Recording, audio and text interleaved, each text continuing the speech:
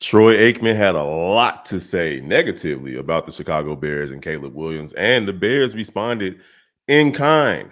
But we're gonna move on from that and discuss the New Orleans Saints coming up this Sunday. The Chicago Bulls, they didn't look too good in Denver last night. I mean, a couple players did, but overall it wasn't a good game. Plus, we're gonna touch bases on all Chicago sports team right after the intro.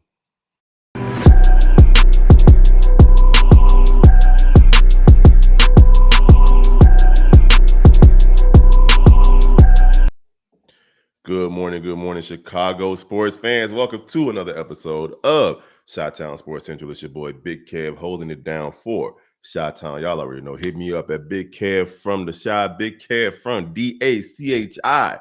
If you want to connect with your boy outside of this here space. Yesterday, I put 9:45 p.m. instead of 9:45 a.m. for the show, and so I had to change it in the afternoon. But I appreciate y'all for watching yesterday's episode anyway. I'll make sure I put the right time this morning. Let's get into it, man. The Chicago Bears took care of business in DC, got a big win over the Washington Commanders. However, after the game, it was just a lot of discussion about one, the referees, which we discussed yesterday, and two, Troy Aikman's approach to how he called the game. Very biased yesterday on Monday night in favor of Jaden Daniels, out of favor with Caleb Williams, to the point where he even referred to the touchdown pass, the 55-yard touchdown pass to DeAndre Swift as lucky. Or even when Zacchaeus dropped the ball that was going to lead to probably an 80-yard touchdown, 90-yard touchdown, that Caleb threw the ball at his shoulders pads or something like that. Well, a lot of people throughout the world had a response to, which I thought was funny, just threw on Instagram and Twitter about how he was responding to Caleb Williams. One person, Dave, said, big completion from Caleb Williams, salute the burden. Troy Aikman, Williams was a little late. Caleb Williams completed 7 for 10 passes so far with 2 bouncing off receivers' hands. Troy Aikman is talking like he hasn't completed a pass all night. It's only the first quarter. And my favorite was Troy Aikman anytime Caleb breathes air. And it shows that video of the guy that's standing outside saying, yo, his shoes, whack. His clothes, whack. But, it is what it is, man. We can't be paying attention to the commentators. It's their job. But at the end of the day, I do like Caleb Williams' his response on social media. He posted Moody in his Michigan jersey, and then he also said it was lucky Troy Aikman. Well, he put TA as the initials, and then he put whoop-de-doo in favor of what's his name, Young Thug's interview. So referencing that. But at the end of the day, it's time to move forward. The Bears won the game. Troy Aikman wasn't happy with the Bears winning the game. I'm pretty sure he probably had some money on FanDuel. And frankly, I know he's a Hall of Famer, but if you look at his numbers, he benefited from playing with the Dallas Cowboys and one of the greatest running backs of all time, one of the best offensive lines of all time. But his numbers are not gaudy at all if you look at his overall numbers. But that's neither here nor there, not to take anything away from his accomplishments. But it's not like the Dallas Cowboys were winning because of him. He was just a beneficiary of a great organization in the 1990s.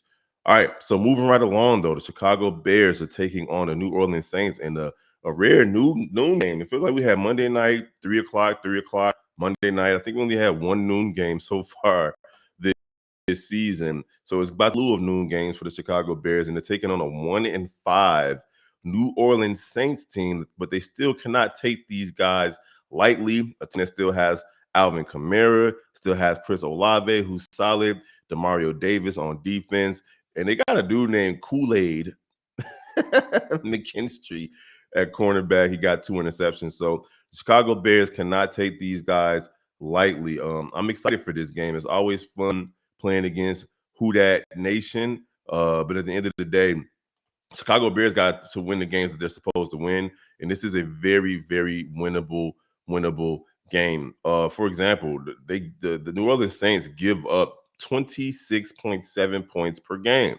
So if you're going to play against this team, you got to stick with your guns, man, and go out there and put up 28, 35 points against a team that gives up a lot of points. They've already given up 19 touchdowns on the year, and it's only game 7 for them coming up. So in 6 games, they've given up 19 touchdowns. A lot of rushing first downs, a lot of passing first downs. They have a lot of penalties themselves on offense. Uh, they've given up first downs, 19 penalties. They're not that good on third down, so the Bears can get off field. They do take risks in third and fourth downs. They're 3 for 9 on fourth downs. The Bears take a risk too. They're not really good on fourth down either. But at the end of the day, the Chicago Bears have an opportunity again to beat them through the air. They're giving up 7.6 yards per pass attempt through the air. So Caleb Williams has an opportunity to go out there and take care of business. They've also given up 14 passing touchdowns on the year, and then the Bears' newly invigorated, newly motivated rushing yards, run game should go out there. Now they are a pretty good run stopping team. They only give up 114. I know that's crazy to say, but they give up 114 yards per game. The Bears should go out there. If they can go out there and get another 150 combined, again, we're looking at what should be a W this upcoming Sunday. Now, they do have to worry about there's an edge rusher that I've been paying attention to over the last couple of days.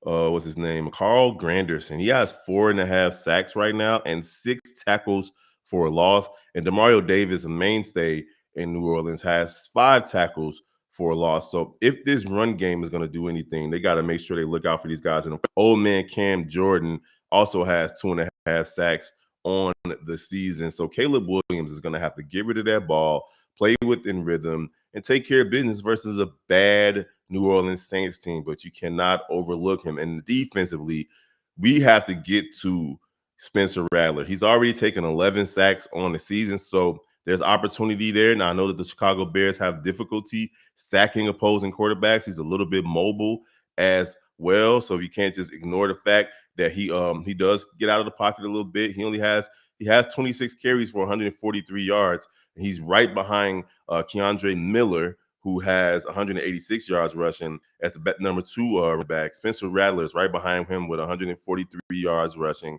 5.5 yards per carry for him. Doesn't have any touchdowns, but he will get outside the pocket and run for first downs. Things that happened the other day versus Jaden Daniels, another mobile quarterback that's able to wreak havoc on opposing defenses. So the Chicago Bears have to contain him, and he doesn't throw interceptions. On the season, he has 6 passing touchdowns, only 1 interception on the season. So if the Chicago Bears are going to win this game, they're going to have to get to Spencer Rattler. He is get-toable. He's been sacked 11 times, and they have to make sure they keep Caleb Williams upright. But I do think this will be a win for Chicago Bears on Sunday. And thankfully, it won't be a Monday Night Football game where we have to hear the commentary gushing over Spencer Rattler and making it seem like Caleb Williams is not that good of a quarterback. So y'all already know what it is. If you want to hear more about the Chicago Bears,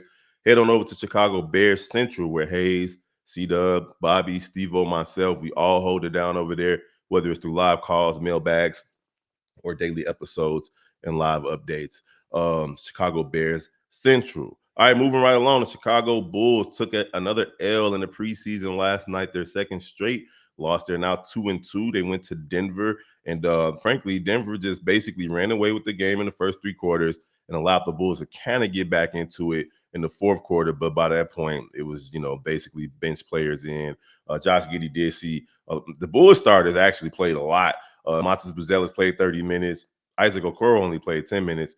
But 24 minutes from Vucevic, 28 minutes from Ayo, he's been looking great all preseason, and then 29 minutes from Josh Giddy, who had a great game himself.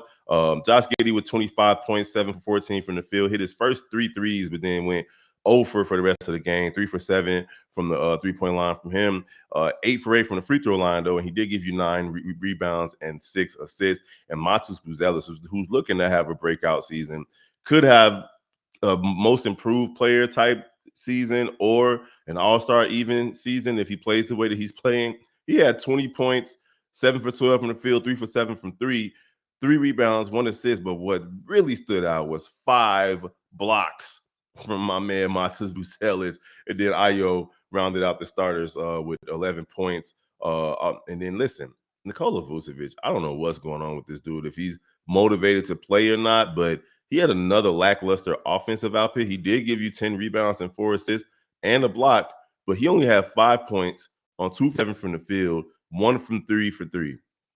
No free throw attempts. Can't have that from our big man. Now, I know he was out there putting out energy to try to stop Nikola Jokic, but come on, brother. You got to do better than what you've been doing, especially the last 2 games that I've seen him play. It's been awful. Now, Patrick Williams had 25 minutes off the bench, only 9 points for him, though, 3 for 8 from the field, 2 for 5 from the 3. He is facilitating, though, running that point forward type position. He did have 5 assists again tonight. Dalen Terry had 6 assists, 11 points. He looked aggressive. This is his best output of the preseason so far that I've seen from him. And then Javon Carter has been playing really, like, actually damn good off the bench. 17 points again last night, 3 from 3. And maybe, just maybe, he'll give us the type of output that we expected him to give us when he came to the Bulls now 3 seasons ago. So the first 2 Bulls haven't been really good. Perhaps this next season can be his breakout year for the Bulls, where he does what they expect him to do. Shoot about 40 to 45% from 3, especially in transition, and play well with the second unit, or be that 8th, 9th man off the bench that can come in and give you a spark. Him and Patrick Williams got a lot to prove this season. Now, Zach Collins did play backup center. He did play better than Vooch. He gave you 11 points, 5 rebounds, 2 steals, and 4 for 6 from the field. And he didn't fall in love with the 3. That's the biggest difference between him and Jalen Smith. Jalen Smith came in and played 9 minutes, only took 1 shot, and guess what? That shot was a 3. He's going to shoot 3s, man. It's crazy work, but that's just how he plays. I'm not sure why a dude that big refuses to go down inside the post. But again, the Chicago Bulls did not look good. They gave up 30 points to Jamal Murray in a preseason game. Not a good look. 16 points for Aaron Gordon, 18 for Nikola Jokic, 8 assists and 8 rebounds for him. So he would have had a triple-double if this is a regular season game. And then off the bench, they gave up 12 points to Peyton Watson and 10 points to Tim Hardaway Jr. But what I want to focus on is the preseason, right? So are the Bulls cleaning up the things they need to clean up? Another 18 turnover game for the Bulls, better than the first game, but kind of averaging around 18, 19 turnovers a game. In the preseason, they have to clean that up. On the other side, you only had 9 turnovers. And this just goes to show you 2 things. One is it's always difficult to play in Denver. They talked about it on the broadcast last night that even the championship Bulls teams were losing games in Denver. Even the 72-10 team lost a game in Denver. It's tough to go out there, high altitude. They like to run. They like to do fast breaks, keep the pace up. But the other thing that I realize is that there's a difference between, because I do expect the Chicago Bulls to be a better team this season than they were last season or than they've been the last few seasons. Honestly, I expect them to be in the playoff hunt come March, April of this season, fighting for that 6th spot, at least 5 or 6. However, this just shows you the difference between a championship caliber team and a playoff hopeful team. The Denver Nuggets, whether they were Michael Malone or not, they're a championship caliber team because they've already been there and they still have that core of Aaron Gordon, Nikola Jokic, and Jamal Murray. Their biggest difference is, do they have the depth? Last season, they did push the Oklahoma City Thunder to 7 games. They missed the Western Conference Finals by 1 game. However, they're still as good. I expect players like Christian Brown to take a step forward. Cam Johnson's a sneaky good pickup after trading away Michael Porter Jr.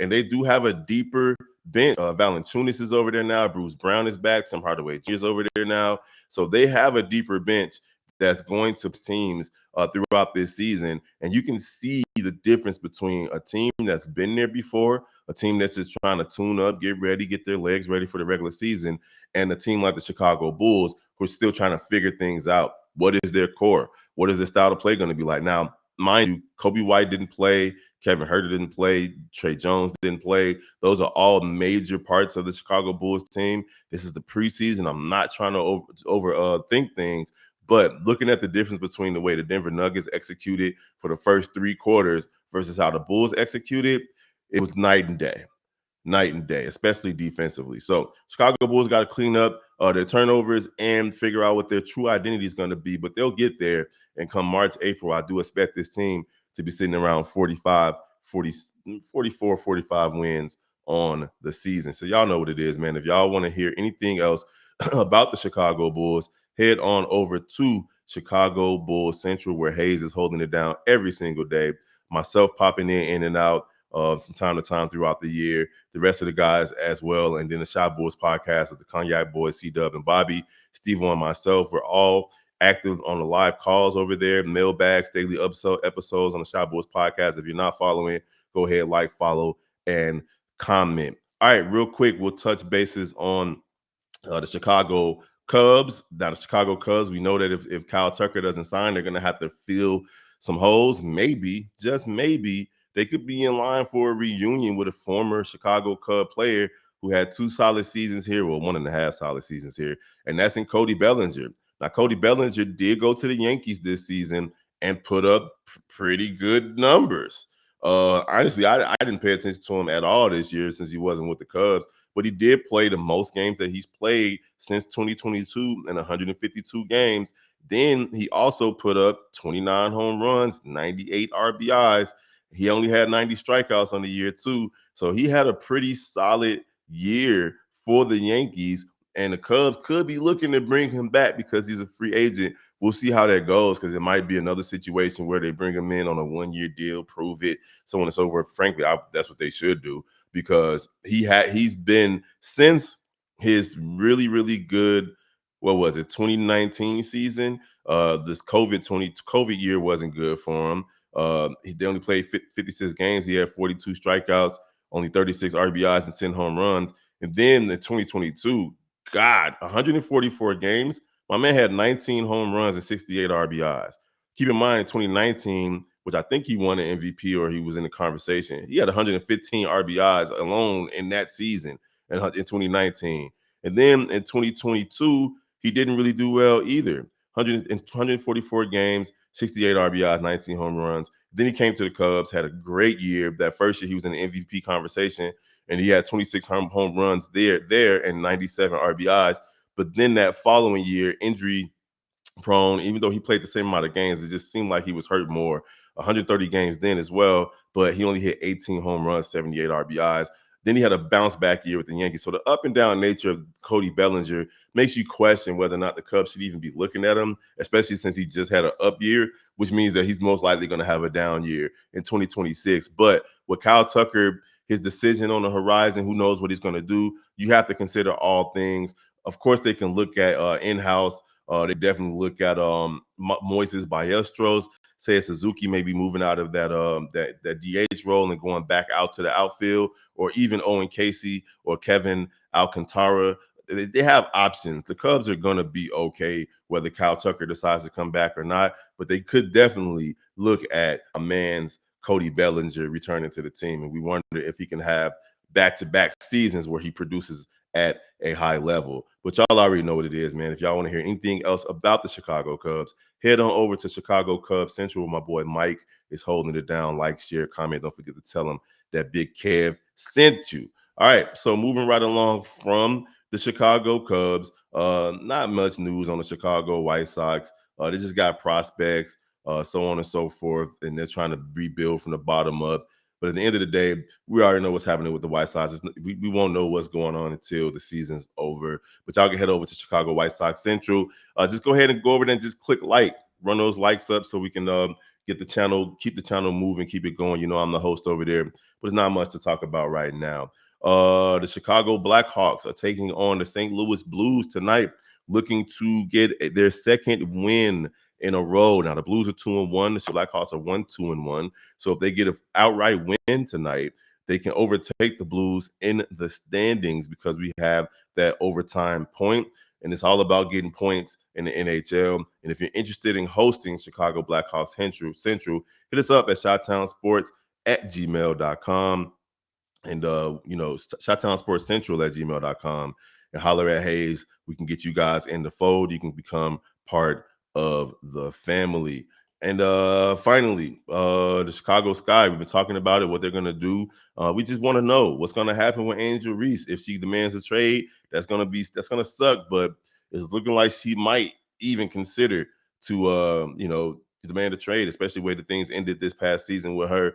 Courtney Vandersloot still working her way back from injury. Maybe the Chicago Sky bring her back. And of course, the big ticket item is re-signing Ariel Atkins, who they traded away draft capital for prior to this past season, and that draft pick that turned out to be the number 3 overall pick. So, and then they also have traded away other draft capital where they would have had the number 2 pick this season, and the number 5 pick this season. But hey, it is what it is. Chicago Sky got a lot of work to do to turn this team around. And there you have it, man. Another day, another update on all things Chicago sports related. It's your boy Big Kev holding it down for Chi-Town. Hit me up at Big Kev from the Chi. Big Kev from DACHI. Don't forget to follow Chicago White Sox Central. That's why I hold it down the most. But you see me over here every day. And then, of course, NBA Central. I will be starting up the late night segments of NBA Central once the season starts. I'll be going on vacation with Wifey during the first week of the season. But after that, we should be getting nightly episodes there. And then we got NFL Central with Bobby and Steve-O. They're doing a great job over there. Shy Boys Podcast with the Cognac Boys, Fighting Illini Central. And type in your favorite Chicago sports team, put the word Central behind it, and you will find one of us. It's D-Rose retirement year, man. We're going to be having a good time at the United Center as well. Don't forget to like, comment, and share. It's your boy Big Kev holding it down for Chi-Town. And we're going to get at you guys next time. Peace. I'll make sure I put the right time this time, too.